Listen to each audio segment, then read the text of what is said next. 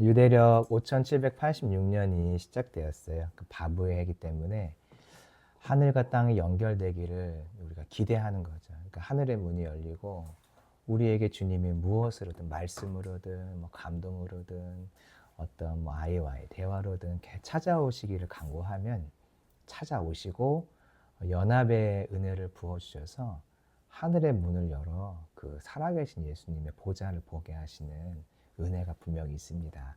기대하시는 만큼 주님은 찾아올 거예요. 주님이 준비하셨기 때문에 우리가 그 자리에 서 있기만 하면 되는 거죠. 이번 달은 해시반월입니다. 비를 내려주시면 노아의 홍수와 같이 죄악들은 씻겨 나가고 노아의 가족이 심겨질 수 있는 땅을 준비하세요, 주님이. 또 비가 내리면 딱딱하게 굳은 이제 유대 지역에서 지금 비가 내리면 건기 때 말라버린 땅이 이제 촉촉해지기 때문에 다음 달에 파종을 할 수 있게 되거든요. 그래서 하나님께서 이번 달에 우리에게도 유대인 애들에게 주셨던 그 이른비를 우리에게 허락해 주셔서 다음 달에 하나님이 어떤 준비한 것들이 분명히 있을 텐데 그 씨가 심겨지기를 계속 간구하시길 소망합니다.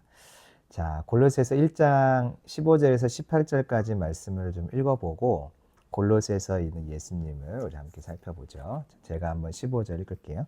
그는 보이지 아니하는 하나님의 형상이시요 모든 피조물보다 먼저 나신 이시니 만물이 그에게서 창조되되 하늘과 땅에서 보이는 것들과 보이지 않는 것들과 혹은 왕권들이나 주권들이나 통치자들이나 권세들이나 만물이 다 그로 말미암고 그를 위하여 창조되었고 또한 그가 만물보다 먼저 계시고 만물이 그 안에 함께 솟느니라. 그는 몸인 교회의 머리시라. 그가 근본이시요 죽은 자들 가운데서 먼저 나신 이시니 이는 친히 만물의 으뜸이 되려 하심이요. 아멘. 골로새서에 있는 예수님의 모습 중에서 1장 15절에서 우리가 18절까지만 살펴봤어요. 15절에서 17절까지는 그 창조의 생명을 주신 예수님. 세상을 창조하실 때 예수님이 직접 하셨거든요. 그때 생명도 예수님이 부어주셨어요. 그래서 창조의 생명. 이 땅에 있는 모든 사람이 다 이 창조의 생명을 받았죠. 육체로 태어났다는 것은 생명을 받은 거니까. 그 생명을 말하고요. 18절에 나오는 예수님의 모습은 구속의 생명을 주신 것이에요. 예수 믿는 사람들에게는 창조의 생명을 주신 그 예수님이 책임지시기 때문에 창조의 생명에 대한 책임으로 영원한 생명까지 허락을 해주시는 거죠. 그 예수님의 모습을 우리 같이 살펴볼 거예요. 먼저 바울이 이제 이 예수님을 소개한다면 이유가 있을 거예요. 우리가 누군가를 만났을 때 이야기를 듣다가 어떤 성경 말씀 또는 어떤 하나님이 성경에서 행하신 일들을 우리가 얘기할 때가 있는데 그때는 지금 이 상황과 그 말하고 있는 그 상황, 어떤 그 상대방의 상황과 이 상황에 이 말씀이 또 이런 본문이 위로가 되거나 격려가 되거나 방향 제시가 되거나 그렇기 때문에 이 말을 어떤 말도 우리가 하지 않겠어요? 골로새서를 쓸 때 어떤 상황이 있었기 때문에 예수님이 우리의 참 생명의 공급자다. 근데 창조의 생명과 영원한 구원의 생명을 주는 공급자다라는 말을 했겠죠. 그 상황을 좀 살펴보면은 먼저 그 골로새 교회 안에 사람들이 이런 마음을 갖고 있었어요. 하나님의 그 영원한 생명이 우리에게 전달되려면 누군가가 좀 필요할 텐데 예수님이 물론 있죠. 근데 이단이나 잘못된 생각들이 들어오는 거죠. 예수님은 좀 안 되는 것 같아. 다른 게 더 필요하지 않을까? 그러면서 골로새서 2장 18절을 보면 그 천사를 숭배하는 내용이 나와요. 그러니까 사람들 안에 어떤 영적인 존재가 더 필요하지 않을까? 우리가 신앙생활을 잘 하려면 영적인 존재가 좀 더 필요한 것 같다. 이런 생각이 사람들 안에 있었던 거죠. 바울은 아니다. 예수님이면 충분하다. 예수님이 하늘과 땅의 연결자이고 중재자이고 이 땅에 내려오신 하나님이기 때문에 다른 존재가 필요 없다. 하나님을 알기 위해서 이제 그런 이야기를 하는 거죠.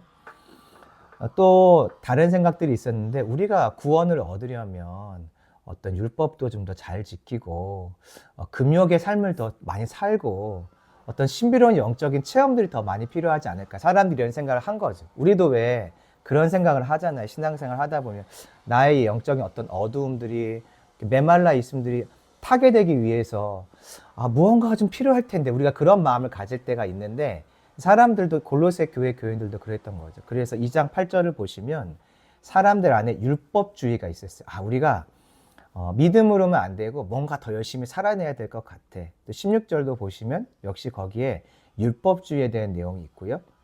또 골로새서 2장 23절을 보세요. 보시면 신비로운 것을 찾는 신비주의 그리고 금욕주의에 대한 내용들이 나와 있어요. 그러니까 사람들이 하나님을 더 찾고 알고 그분과 깊은 교제를 하기 위해서 예수님만으로는 안 되는 것 같아. 하나님만으로도 안 되는 것 같고 무언가 영적인 존재? 아니면 나의 노력이 뭔가 더 필요하지 않을까? 나의 헌신이 더 필요하지 않을까? 그런 생각들. 이게 없으면 더 이상 신앙생활 안 될 것 같아 하는 그런 사람들의 마음이 안에 있었던 거죠. 그래서 이제 바울이 아니다. 예수님 한 분으로 충분하다. 왜 충분한지를 이제 구체적으로 설명해 주는 게 15절에서 18절까지 내용이에요. 자, 여기서 우리가 주목해서 봐야 될 단어가 있어요. 처음, 먼저, 머리. 결국 다 같은 의미인데 처음, 먼저, 머리. 이 세 단어가 아주 중요하거든요. 이 단어를 유의하면서 한번 보시죠.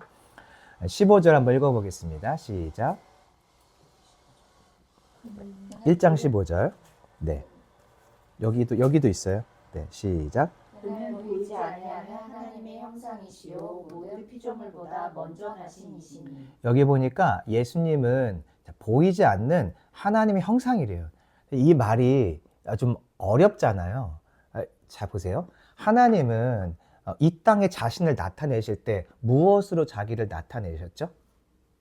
말씀으로. 그쵸? 하나님은 모양으로 자신을 드러내신 적이 없어요. 자기를 말씀으로만 알려주셨어요. 내가 이런 자야. 내가 이런 계획들을 갖고 있어. 내가 이런 마음들을 갖고 있어요. 항상 소리로, 감동으로, 어쨌든 하나님은 말씀으로만 자기 자신을 나타내신 거예요.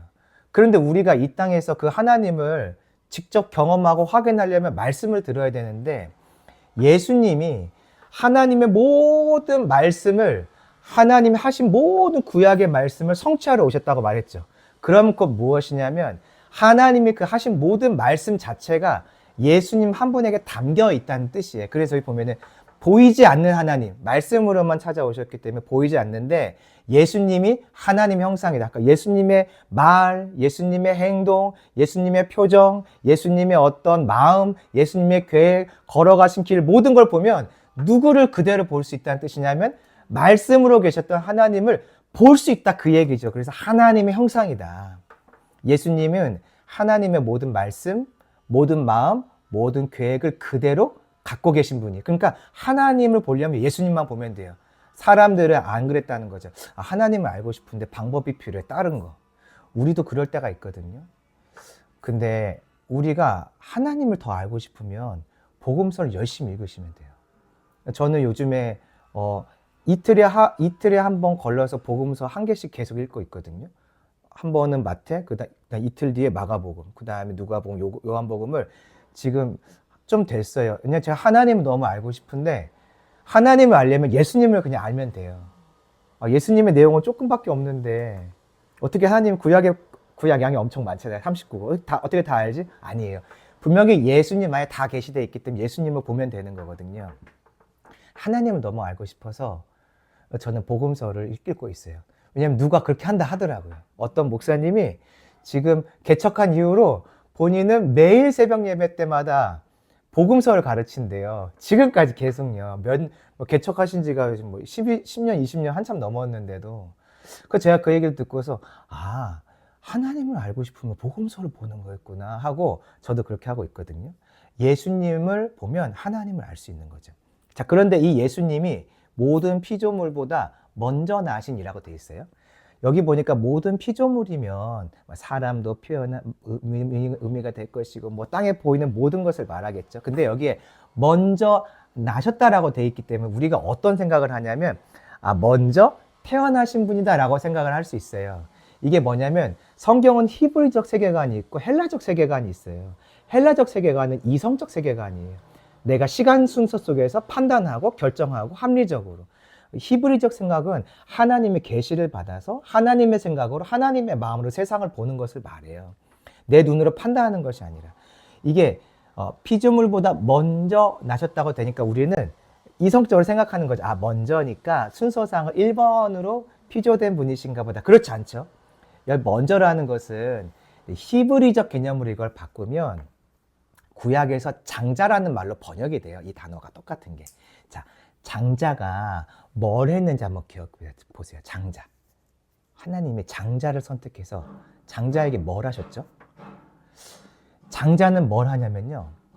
아버지에게 주신 하나님의 언약, 우리 가정을 향하여 주신 하나님의 언약과 말씀들을 아버지에게 받아요. 그래서 이거를 이어가는 자가 장자예요. 그러니까 장자는 우리가 생각할 때 헬라적 관점은 첫 번째가 장자죠. 우리 어머님 가정에 첫째가 있고, 집사님 가정에 첫째가 있고, 우리 가정에 첫째가 있는데, 먼저 낳다 할 때 이 장자의 개념을 우리가 보통 이해하는 건 첫 번째 태어난 사람으로 이해하는데, 성경에서는 그렇지 않고 첫 번째 태어난 자가 장자가 아니라 하나님의 계획을 이 땅에서 받아서 이어갈 자가 장자예요. 그 예시가 누구냐면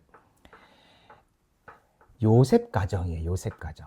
요셉은 12아들 중에서 11번째 아들이죠. 그 요셉의 자녀인데 에브라임은 또 둘째거든요. 그런데 성경에서 에브라임을 뭐라고 말하고 있냐면 에브라임은 나의 장자다라고 이야기해요. 하나님이 에브라임 지파가 11번째 아들에게서 난 둘째 아들임에도 불구하고 이스라엘의 장자권을 원래 첫째에게 줘야 되거든요. 장자권을 누구에게 주냐면 에브라임에게 넘겨줘요. 그래서 성경을 보면은 이스라엘 향해서 에브라임아 이렇게 부르실 때가 있어요. 원래는 루벤아 이렇게 불러야 정상인 거거든요. 근데 에브라임아 하고 부르세요. 왜냐하면 장자라는 게 우리의 생각엔 첫째인데 하나님의 생각에는 장자가 뭐냐면 약속 언약을 받아가는 자를 말해요. 이 장자에게는 어떤 또 특별함이 있냐면 왕이 되는 권세가 있어요. 그래서 유다 지파 다윗을 향해서 하나님이 너는 내 장자로 삼는다고 말씀하시거든요. 시편을 보면 장자로 삼는다고 말씀하시고 바로 연결되는 게 뭐냐면 세상 왕들에게 지존자가 되게 한다. 장자, 왕, 지존자 이거는 같은 의미인 거예요. 그래서 장자를 삼았다. 첫째, 먼저 나심이라는 것은 1번으로 태어났다는 뜻이 물론 있지만 이게 이제 구약의 개념을 가지고 신약을 이해해야 되는 거거든요. 하나님이 예수님을 하나님의 언약과 뜻을 이루어갈 자로 선택하셨구나. 하나님이 예수님을 왕으로 선택하셨구나. 근데 그런 의미가 되는 거죠. 그래서 우리와 비교하는 내용이 아니에요. 이게 히브리적 개념으로 이해하면. 그런데 이 예수님은 참 특별한 게 뭐냐면 예수님의 창조주잖아요. 창조주. 주권자잖아요. 그러니까 주권자는 누군가를 위해 일하는 게 아니라 다른 누군가가 나를 위해 일해주는 거 아니겠어요? 우리가 보통 생각하는 헬라적 개념에서 주권자는 사장님은 우리를 위해 일해주는 사람이 아니죠. 우리가 사장님을 위해서 일해주죠. 그렇잖아요. 우리도 부모로서 우리가 자녀를 위해 우리를 헌신하고 사랑하지만 너희가 우리를 섬겨야 돼 이런 생각 가질 때가 있잖아요. 너희도 우리를 배려해야지 뭐 이러면서. 예수님이 특별한 게 뭐냐면 예수님은 존재 자체가 하나님이시고 주권자이고 왕이신데도 불구하고 하나님의 언약과 뜻을 이 땅에서 성취해 가려고 계신 분이신 거예요. 그러니까 이게 참 특이한 거죠.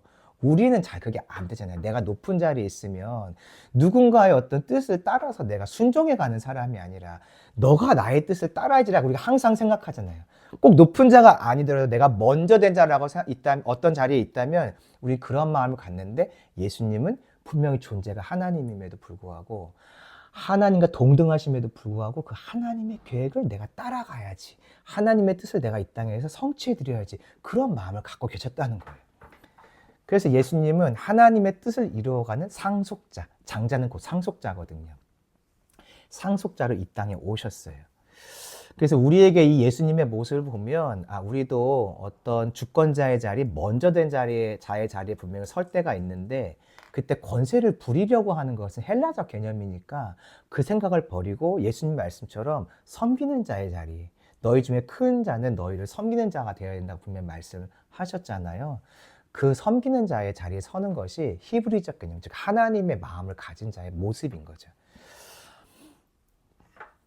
자, 조금 더 보죠. 이제 예수님이 이런 분이신데 예수님이 이제 무엇을 하셨나를 말하는 게 16절부터예요. 16절 읽어봅니다. 시작. 만물이 그에게서 창조되되 하늘과 땅에서 보이는 것들과 보이지 않는 것들과 혹은 왕권들이나 주권들이나 통치자들이나 권세들이나 만물이 다 그로 말미암고 그를 위하여 창조되었고. 하나님은 원래부터 왕이신데 하나님이 이 예수님을 예수님 왕이신데 예수님을 하나님의 장자로 삼아서 무슨 일을 하시는가 이제 보여주는 거예요. 16절에 보니까 크게 세 가지예요. 누가 이 세상을 창조했나? 예수님이다. 무엇으로 창조했나? 말씀으로 창조했기 때문에 예수님을 통해서 창조했다. 세 번째, 이 세상의 창조의 목적이 무엇인가? 예수님께 가는 거다. 17절에서 마지막으로 창조된 이 세상은 그럼 어떻게 유지되는가? 예수님 때문이다. 이 이야기를 하는 거예요. 장자의 길을 걸어가기를 결정하신 예수님, 그 예수님이 무엇을 하셨나? 창조의 생명을 주셨다. 이 네 가지 방법으로 한번 보시죠. 첫 번째는 그에게서 세상이 창조되었다고 말하고 있어요. 그 안에서 창조되었다는 거예요. 이 개념을 이해하려면 아마 어머니들은 다 쉬워요. 자녀를 여러분 어디에서 키워서 나셨어요? 인큐베이터에서 처음부터 키워서 나셨나요? 아니죠. 자궁.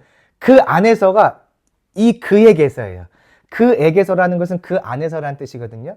여러분의 자궁 안에서 아이가 나왔잖아요. 그러니까 이 세상은 예수님에게서, 이게 좀 말이 어려운데 원래는 안에서거든요. 예수님 안에서, 예수님의 뱃속으로 나왔다. 이제 그런 의미가 되는 거죠.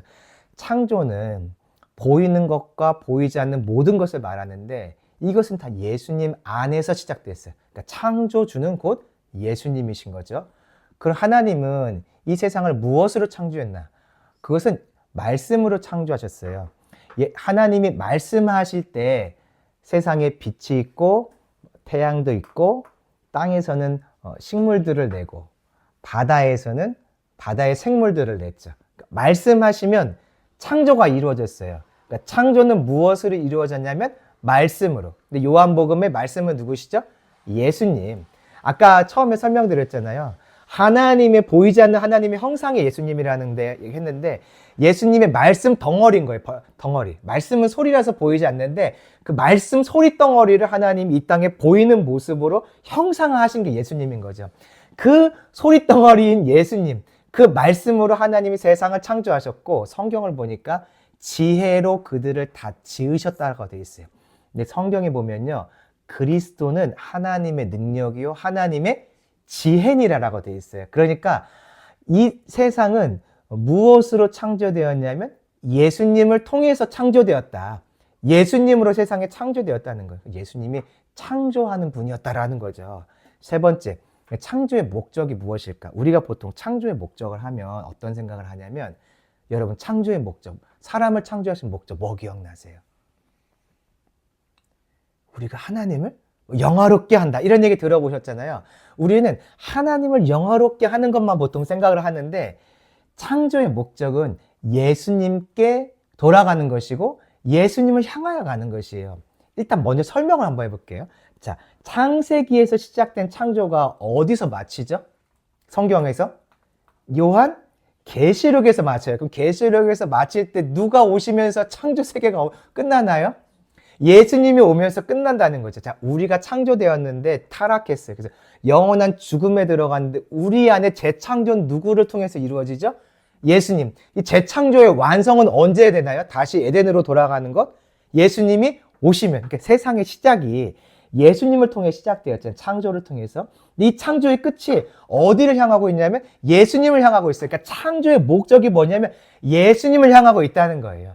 창조는 재창조를 처음부터 준비하고 시작됐어요. 성경에 보니까 하나님이 세상을 창조하시기 전에 예수님을 구원자로 삼을 모든 계획을 갖고 세상을 창조하셨다니까. 창조의 목적은 우리는 하나님께 영광 돌리는 것만 생각하는데 사실 창조의 목적은 예수님을 향하고 있어요. 이제 그 증거가 뭐냐면 유대인들의 관점에 또 성경을 읽어야 되는데 태초에라는 단어가 있어요. 아르케이라고 히브리어로. 이 태초에를 유대인들은 어떻게 읽냐면 태초에라는 말을 세 가지로 바꿔서 읽어요. 첫 번째, 태초에 하나님 천지를 창조하시니라. 유대인을 위해 천지를 창조하시니라. 두 번째, 토라. 창세기부터 신명기까지 5권이 토라죠.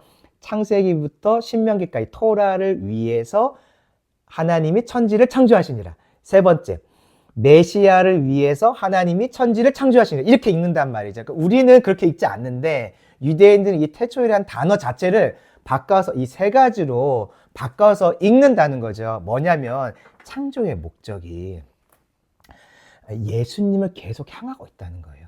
예수님을 통해서만 창조가 완성되고 예수님을 통해서만 구원이 오죠. 회복이 오죠. 하나님은 처음부터 이 세상을 예수님 중심으로 예수님을 향하도록 세상을 만들어 놓으셨다는 거예요.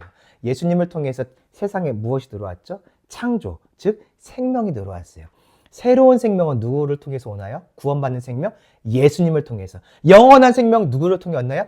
예수님을 통해서. 영원한 생명 누구를 통해 완성되나요? 예수님을 통해서. 그 세상이 생명을 예수님 통해 공급받고 다시 한번 새로운 생명을 예수님께 공급받아서 영원한 생명의 자리로 다시 돌아가도록 예수님을 위해서 예수님을 통하여서만 세상이 이루어지고 모든 세상의 일들이 예수님을 향하도록 하나님은 지어 놓으셨다는 거예요. 그럼 보세요. 우리가 이 땅을 살아갈 때 오늘도 우리가 어떤 목적이 있고 우리가 어떤 삶의 방향이 있는데 계속 점검해야 될 게 있는 거예요. 뭐냐면 창조의 목적이 예수님이라면 나의 인생의 목적도 예수님께 있어요. 그냥 구원받는 게 아니라 오늘 내가 결정하고 판단하고 생각하는 거, 특별히 계획하는 거, 이게 예수님과 관련이 있나 우리 계속 생각을 해봐야 되는 거죠. 내가 자녀를 향해서도 내가 갖는 계획과 내가 이 아이에게 기대하는 어떤 기대들이 있어요. 그러면 무엇을 생각해야 되냐면 히브리적 관점에서 창조는 메시아를 향하고 있는 거니까 이 아이를 창조하신 하나님은 하나님의 계획이 예수님을 향하고 있는가? 나는 이 아이에게 무언가를 요청하고 계획하고 기대할 때 예수님을 향하고 있는가 내가 보지 않으면 나는 사실은 창조와 관계없이 사는 거죠. 왜 예수님, 하나님의 창조가 예수님을 향하고 있으니까. 결국 16절에서 말하는 것은 예수님이 창조자인데 그 창조자는 우리에게 생명을 공급하셨다. 이제 그 얘기. 그럼 그 생명은 누구를 통해 유지되냐면 17절에 예수님과 함께 있을 때만 유지된다. 한번 읽어볼까요? 시작. 또한 그가 만물보다 먼저 계시고 만물이 그 안에 함께 섰느니라.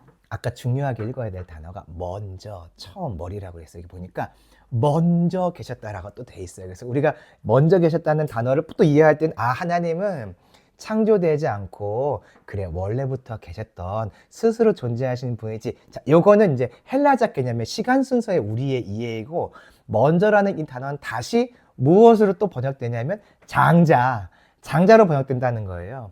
예수님 만물보다 먼저 계시다는 얘기는 하나님의 왕의 권세를 받아서 하나님의 계획을 이 땅 가운데서 이루어가는 언약을 이루는 상속자다. 그런 의미죠. 상속자로서 만물이 그 안에 함께 섰다라고 되어 있어요. 이 말은 만물이 그 안에 함께 섰다. 그러니까 그 안에서 만물이 세워진다. 그런 뜻이거든요.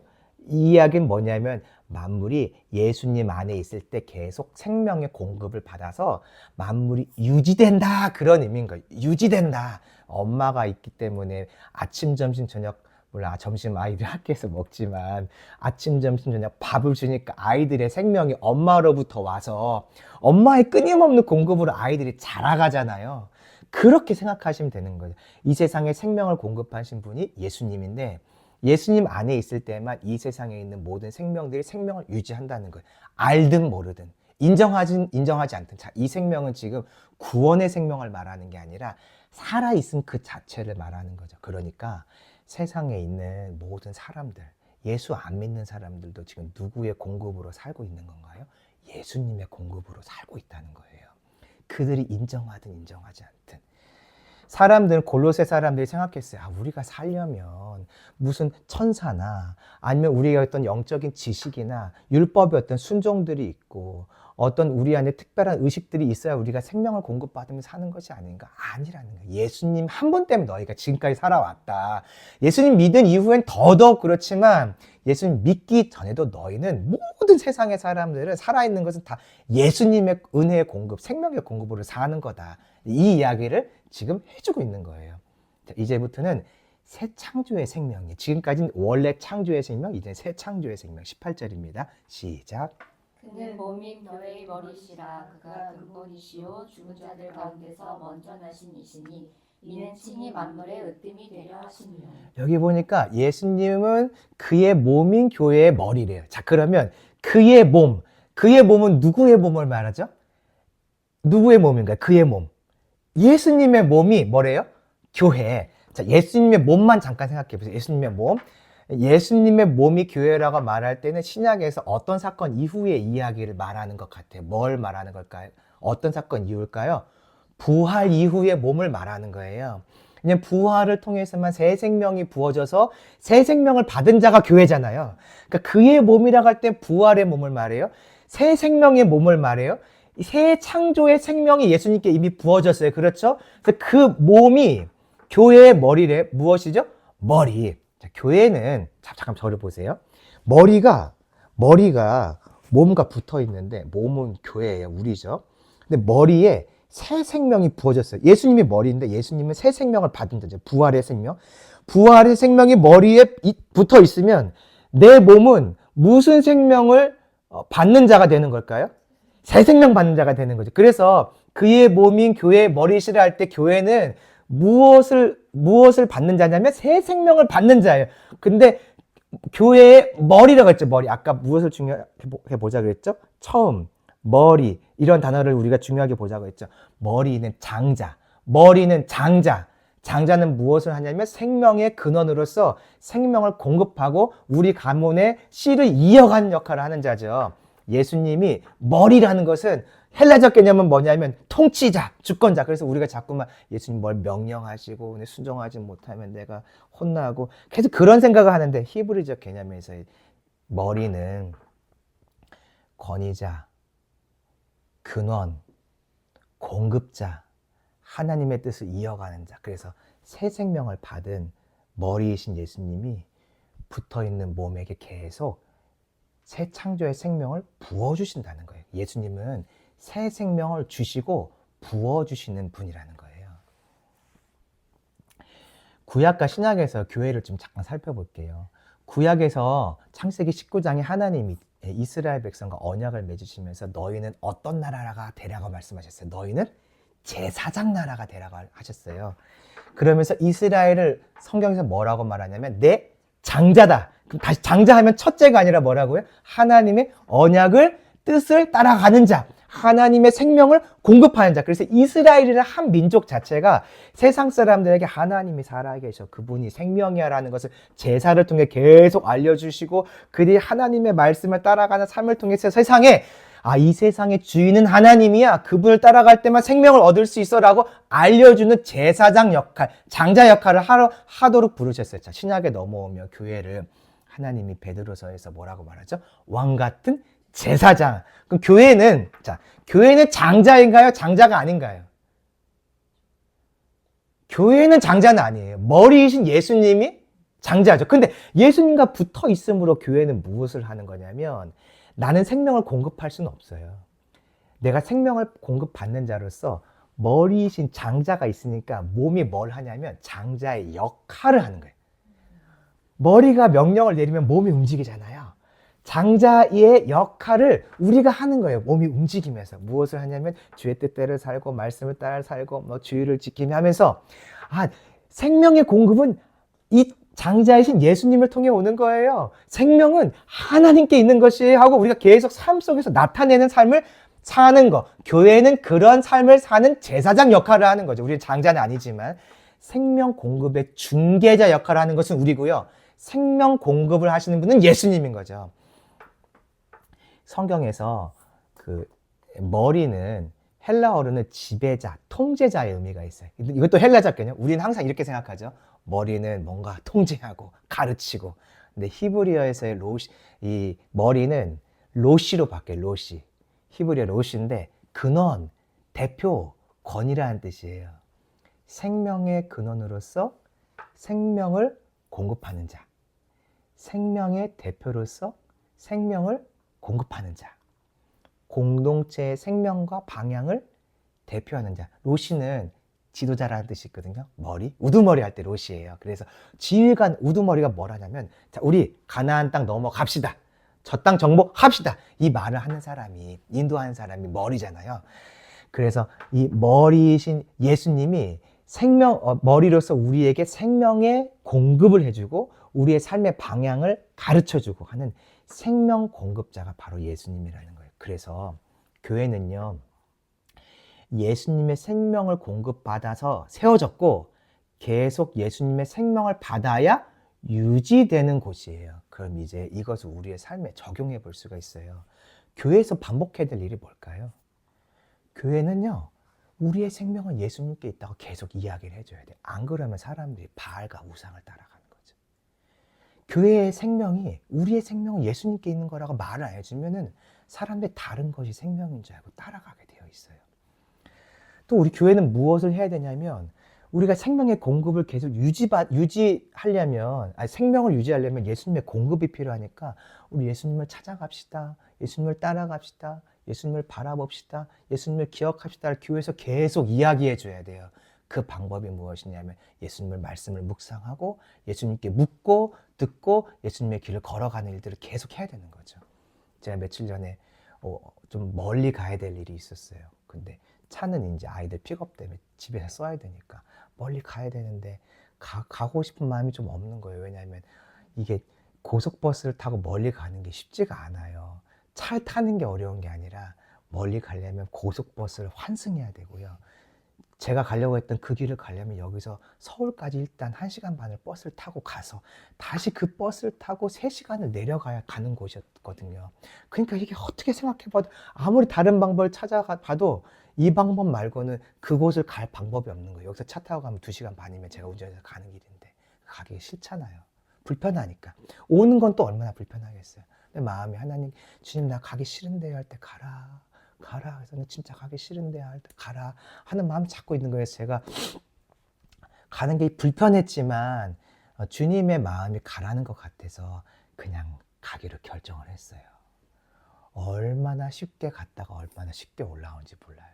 하나님의 방법이 임해서 제가 내려갈 때 누군가의 도움을 통해서 정말 쉽게 내려갔고, 올라오는 것은 역시 또 서울 갔다가 오거나 뭐 그런 방법밖에 없었는데 아주 쉽게 2시간 반 만에 집 근처까지 제가 와서 내릴 수 있는 하나님의 인도하심이 있었어요.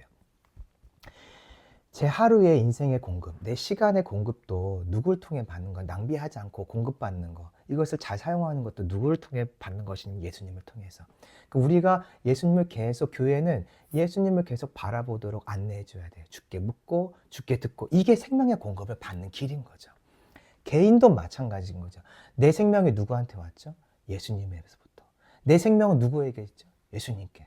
그럼 나도 역시 계속 예수님을 쫓아가고 따라가는 생명의 공급, 이것을 끊임없이 쫓아가야 되는 거죠. 또 내 계획은 지금 예수님을 목적으로 하는가? 예수님의 영광을 목적으로 하는가? 계속 점검을 해봐야 돼요. 이게 뭐냐면 내 삶은 생명과 관련이 있나? 내 삶은 사망을 쫓아가고 있나를 점검하는 거예요. 예수님은 뭐죠? 생명. 예수님을 내가 쫓아가지 않고 어떤 결정을 내려요. 그럼 이건 뭐죠? 사망인 거예요. 분명히 세상에서 잘 될 수 있거든요. 사망인 거예요. 맞죠? 예수님을 내가 기억하지 않고 살아요. 그럼 이건 뭐죠? 사망인 거예요. 나는 평안할지라도 사망인 거예요. 예수님과 함께 뭔가 결정하고 있으면 며칠 전에 저의 결정, 사망과 같은 그 멀리 가는 게 사망과 같이 힘든 일이었는데 사망과 같은 결정이 생명으로 밖에 돌아오는 거죠. 예수님 없으면 사망인 거예요. 예수님 생각하지 않고 살면 나는 지금 사실은 사망 가운데 거하는 거죠. 지금 부활 생명 이야기하고 있는 거예요. 새 창조의 시작, 새 생명의 시작은 예수님을 통해 왔어요. 로시, 머리, 처음 태어난 자, 예수님을 통해서 우리의 창조의 생명, 유지의 생명도 예수님을 통해서, 새 창조의 생명, 예수님을 통해서, 부활의 생명의 유지도 예수님을 통해서, 완성도 예수님을 통해. 예수님 누구인가? 골로새서는 생명의 공급자이다, 이렇게 이야기해주고 있는 거죠. 골로새 교회 안에 잘못된 생각들이 있었어요. 하나님을 보려면, 내가 생명 안에 거하려면 다른 게 뭔가 필요하지 않을까? 우리도 계속 그 생각들을 해요. 우리가 자녀들에게 뭔가 계획하고 내 인생에 뭔가 계획하고 기대할 때는 이게 생명이니까 기대하는 거잖아요. 사망을 기대하는 사람은 없어요. 내 자녀가 잘 되는 거, 이게 생명이잖아요. 근데 그 생명에 반드시 예수님이 필요해요. 예수님 없으면 사망이에요. 오늘 우리가 이 말씀을 내 삶에 적용하고 우리 교회에 적용할 때, 우리 교회는 예수님을 찾고 있는가? 예수님을 찾아가고 있는가? 예수님을 기억하고 있는가? 교회인 나는 예수님께 생명을 공급받는다고 인정하고 있는가? 그 생명을 유일하게 찾고 있는가? 그 생명을 바라보고 있는가? 오늘 우리가 이것을 계속 기억할 때 생명이신 예수님이 찾아오실 거예요. 내가 생명이자고 우리에게 알려주실 것이에요. 분명히 오늘 무슨 어떤 상황과 환경을 통해서 내가 생명의 공급자야. 이것을 우리에게 배운 이 지식이 경험으로 우리에게 찾아와서 나에게 정말 생명이 예수님인 것을 골로새서의 그 예수님을 만나는 하루가 되기를 소망합니다.